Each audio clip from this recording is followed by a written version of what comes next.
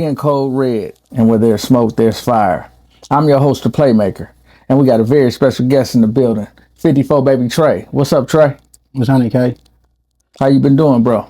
Shit, doing good. All right. Music shit. All right, well, let's get right to it. What inspired you to pursue a career in rap?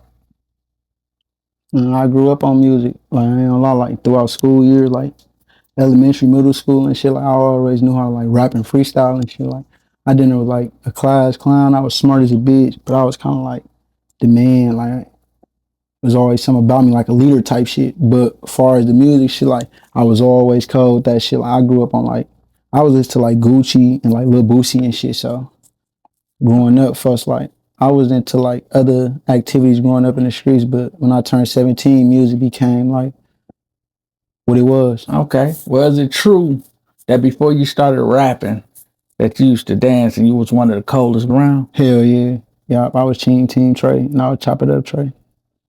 Chop it up, Trey, huh? Yeah. Let's talk about that phase in your life, because obviously before you became 54 Baby Trey, you were Chop It Up Trey.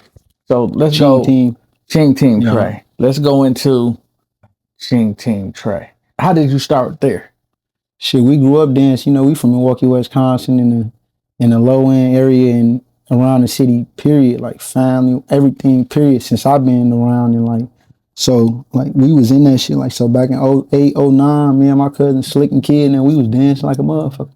We used to dance. So like 2014, 15, 16, Munch had the Ching Team group. So, you know, I was a dancer. I went to that motherfucker and I became Ching Team. Like me and Munch used to like do a whole lot of shows. We used to be dancing and shit. Jawani, Flash, Cash, plenty of us, folks. We used to be dancing.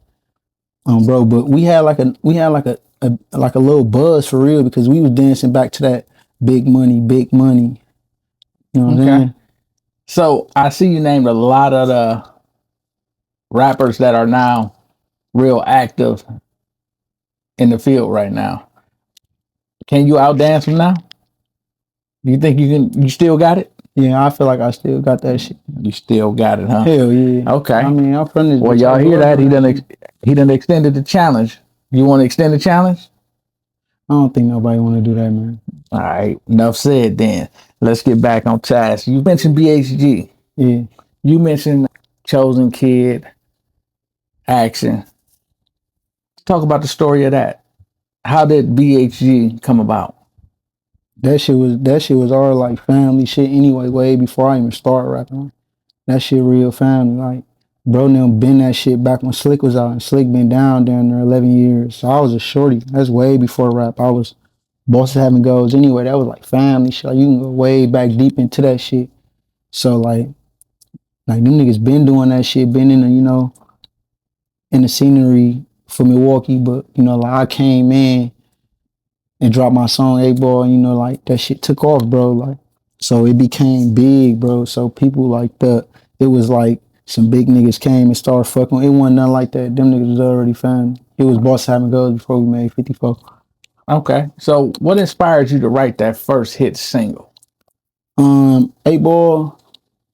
Cause I ain't gonna lie, we was stealing cars like a motherfucker. Like we was out here, we was bad, fuck, on bro grade. We was high speed chases. You know what I'm saying? Catching cases and shit. We in high school, bro. So we bad as a motherfucker gang. So like I made that shit to like me and folks and really just drive to.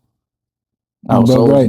Cause you know my cousin Kid had the don't smack shit, all that shit. Like RC, you know, the Maury boys, everybody was kind of talking about Stolies, all that shit, you know. So bro, great. That's what the city was known for. Like we was them little niggas, like really doing that shit too. So when I made my shit, it was for me and bro them to drive to. So when I made it and dropped it, I didn't expect for it to go big as it went. Okay, so the second single took you even higher, right? Let Me Fall, hell yeah. That's when I kind of got serious though. When I made Let Me Fall, I was kind of serious. I was going to the studio more. I had just dropped 5 bands and outro or some shit like that with BLESD and 54 Baby Keith.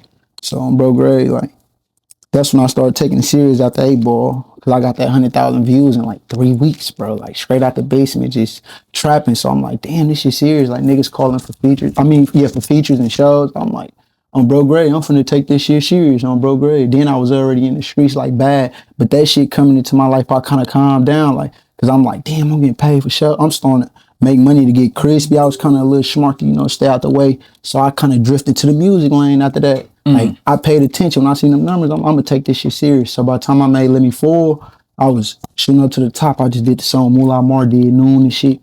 I'm like, oh yeah, I'm finna go up. So you were still in high school. Yep, I was in when your grade. career started, right? Yeah, I was in 11th grade. Yeah, in 11th. So going into 12th grade, you were real popular. Super popular, million views on tour, all type of shit. So did people treat you any differently? Hell yeah, I was the man, that motherfucker, the teachers, everybody. Okay. Students, everybody. So when you dropped Noon, were you already signed or? Nuh-uh. Let's take us down the road of how you went from being a nobody per se to somebody. So look, I dropped 8 Ball, but I had already just posted a snippet of this song called Intro with me and 54 Baby Keys. And then it went viral on Facebook first. So after that motherfucker went viral, I had 8 Ball unfinished, just one verse in the hook.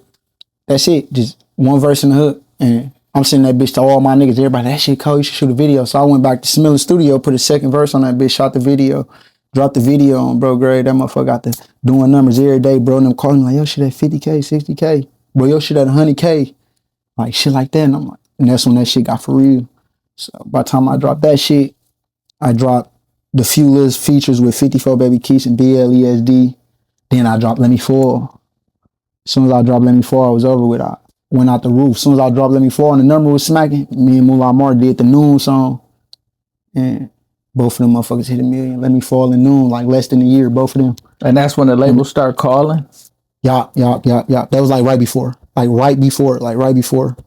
So when was the first time? But I didn't have 1 million yet though. But both of them songs was really fresh. Like Let Me Fall was like, let me see. So probably like 3 months, like 3 or 4 months.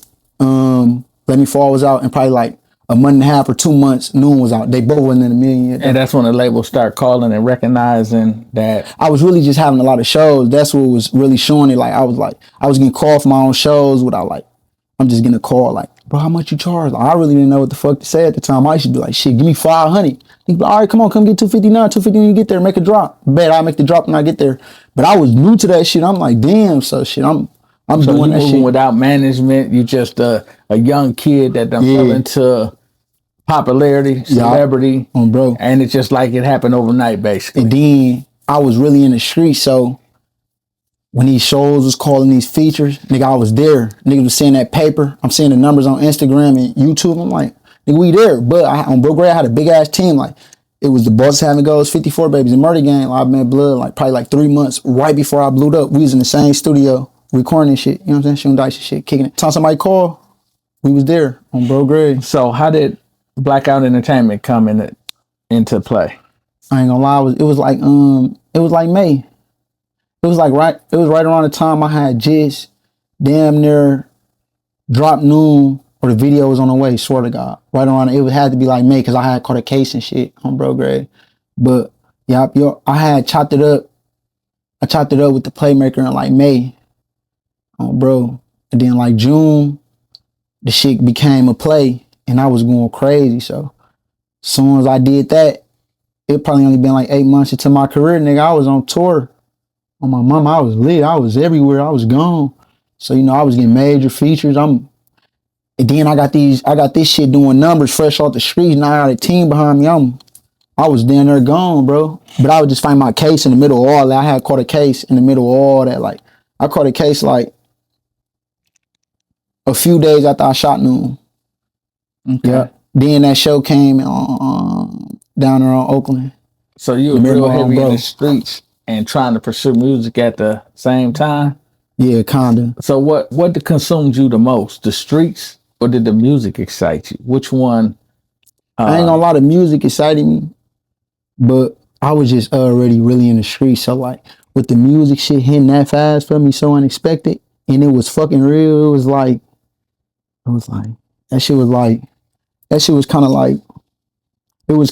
too fast, bro.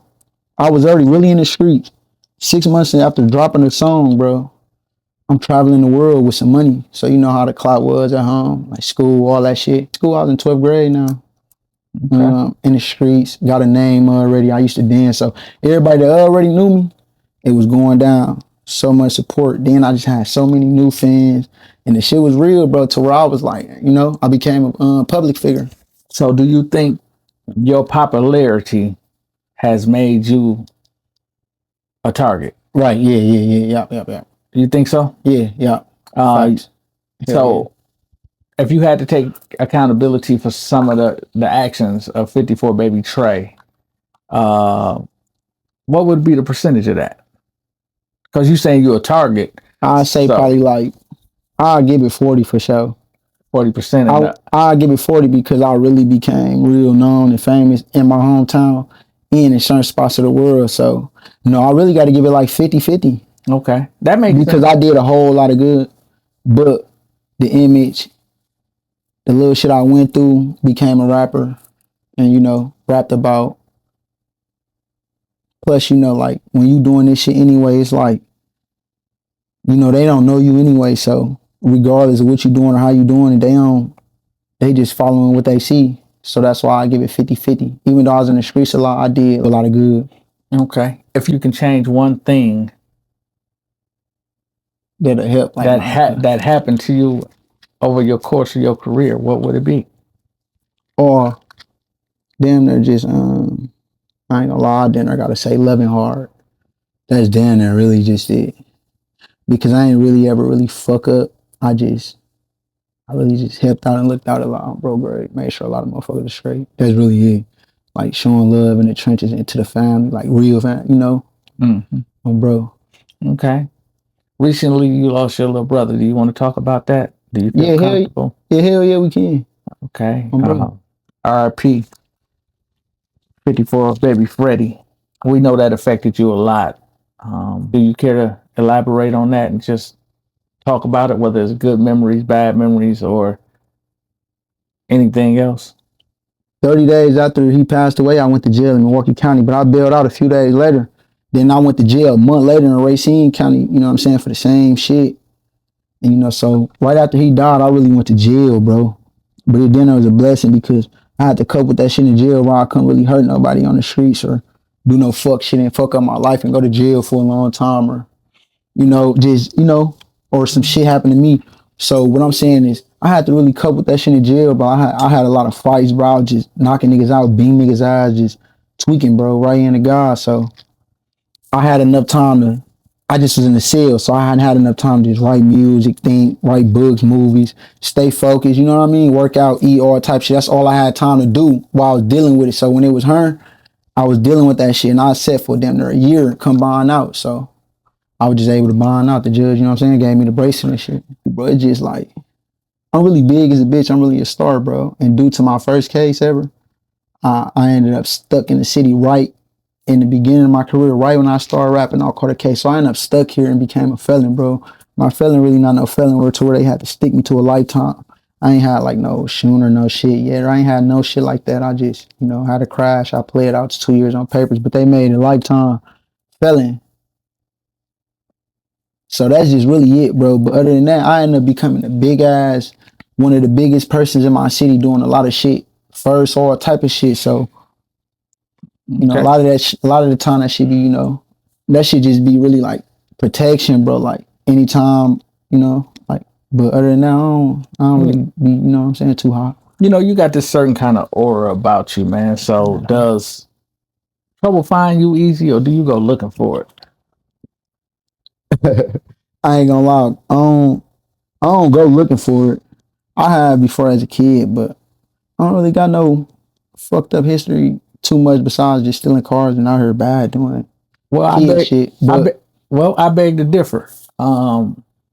We looked up a list of your beefs, man. You had some with Spidey Mayweather. You had some with Certified Trapper. And it's a number of other rappers. I mean, do you want to talk about that? Hell yeah. So I ain't gonna lie, like the shit with Certified Trapper, that shit was never no real beef. Like that's why it ain't like no hood shit really too much, no east side, west side, or no hood shit, period. It just really Man, I ain't gonna lie. Them niggas got into it over a bitch, bro. I never really got into it with the nigga. My nigga 54 Baby Keys got into it with him over a bitch. Them niggas argued over a bitch. I don't know what the fuck they had going on with the bitch on bro grade, but they end up getting into it and Certified made a diss about bro. He ain't diss me or no hoe, none. He diss bro, 54 Baby Keys diss. But we was laughing and shit like, who the fuck is this? We was so like popular, we didn't even take it serious. We like, who the fuck is this? But he ended up getting a name behind the shit while I was doing my time in Ryoc prison. And when I came home, like people was acting like it was serious. There never was no blood behind, nobody did none of none. It was just literally that. And I end up in it because when he dissed bro in the song, he said 54. He ain't say 54 Baby Keys. Trey, he ain't say nothing. He said 54, just Pacific. So he really already knew because the shit really get deep. The history really deep with family and all. So you know what I mean? Like to the internet, it was super wild, but in person, like niggas call and tell me, let's fight, meet up and fight, no gun, shit like that, all type of shit. Swear to God, so. But you know, I can't really explain it, bro. You know how it is on the internet. Bro did what he did about the shit with the bitch with bro, and like he was talking about me or the whole gang, and that's just how I ended up going. And the shit kind of got a little serious for a little while. You know what I mean? But other than that, nigga ain't never even seen. I seen him in person like one time, probably pulling up in front of his crib, not doing shit, just in the neighborhood, fucking with a motherfucker over there, you know. And what's kind of game? This back way before, I wouldn't say before he was rapping, before he got the name he got. Okay. Because he been a rapper. Okay. But yeah, so yeah. We recently interviewed Spidey Mayweather, man, and we asked him a question about y'all beef. And he seemed pretty calm about it. And do you have anything to say about that? I mean, I ain't gonna lie, like really, like he said, I ain't gonna lie, he ain't really put 10 on 10 about nothing. He really, I seen this shit. He kept that shit 100. Like he ain't really put 10 on 10 and shit, but from what I heard and shit, he like kind of, you know, kept it, you know what I'm saying, 100. But other than that, shit, like a motherfucker posted some, I don't know, it was some shit with him and his guys in they hood. It just, I grew up, one of the guys who was in the shit, whatever they was going through, and he posted the paperwork saying he bro was a rat. And all I did was share it like, damn, folks, this how you coming? Like, damn, this how you coming on bro grade, you know what I'm saying? He was doing a sanction, and his sister responded to me and texted me like, you all, it's like you trying to find a reason to get into it with my brother or something, like y'all, like you picking. And I'm like, shit, I ain't picking, I'm just saying. He ended up getting out off his sanction, go live and say something. I ain't go live back, or you know, we ain't doing no music shit. Like he had made a little diss song, y'all ain't never heard it, cause like when he played the snippet, like we cut that shit short, like we really not doing no dissing, bro. Like we letting you know now, like so folks was, so he ended up getting out, made the live, and that's what really got it serious. And, you know, we was at it for a little while, but, you know, I ended up going to jail. He ended up going to jail. My people was out. His people was out.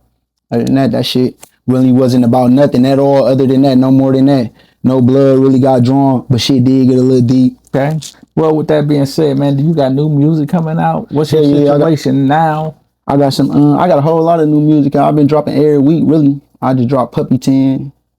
I just dropped 54 Baby Trey, Puppy 10, Family Forever, Green Flag. So since you got a lot of new experience between streets, jail, and a number of other things, how do you approach creating your music now? And from writing lyrics to just, what's your thought process now? My shit been real, but it even got more real, like, cause I started being in the streets and a whole lot of shit since this shit got real popular. So now I'm really talking to the beat. I'm not really just rapping for, so I'm venting to that motherfucker. Like, I'm really in that shit, the life I live, all the shit I've been through rap. So it's kind of realer, but it's so much realer. A nigga really can't even show that shit. So, you know, a nigga got to really stay down and be humble, bro, and show where a nigga really coming from. You know what I mean? How do you promote your music and connect with your fans without the backing of a major label? Blackout was an independent major. So how do you promote your music and connect with your fans without the backing of them? Yeah, I ain't gonna lie. I got a good ass fan base, bro. I'm really like a star. I ain't gonna lie. I'm really loved by a lot. So I just really drop and keep doing, you know. So nothing can't stop me. Shit. Plus I do got a team. I got the playmaker behind me, cool management, and Meech. You know what I'm saying? So okay. Plus I'm still going, and like I got like just really can't shit stop me. Like, so what are your goals for the future? I just really wanna, you know, finish all this shit I got going on, my cases, get that shit out the way so I can move out the city, bro, and just pursue this shit right here. Run this paper up, bro. I'm really trying to get a deal for real. That's what I'm chasing. I'm working for that shit. It's been a long time. I've been 7 years in and out of jail, grinding for this shit, really grinding for this shit, going through the shit that come with this shit, all type of shit. So really, I'm still just staying down, bro. But I ain't on no humble shit. Like I'm on some getting that shit now shit. Like I'm chasing that shit. I gotta get rich. Okay. But other than that, I want to get rich. Okay. Fuck out of here, take care of the family. Really. Okay. Well, if the people want to try to find out more about you and listen to some of your new music, what platforms can they find you on, and how can they find you? I'm on all platforms: YouTube, Spotify, Apple Music, everything, whatever you look me up on. You can Google the shit. Look me up on IG. Follow my shit. 54 Baby Trey. That's what's happening.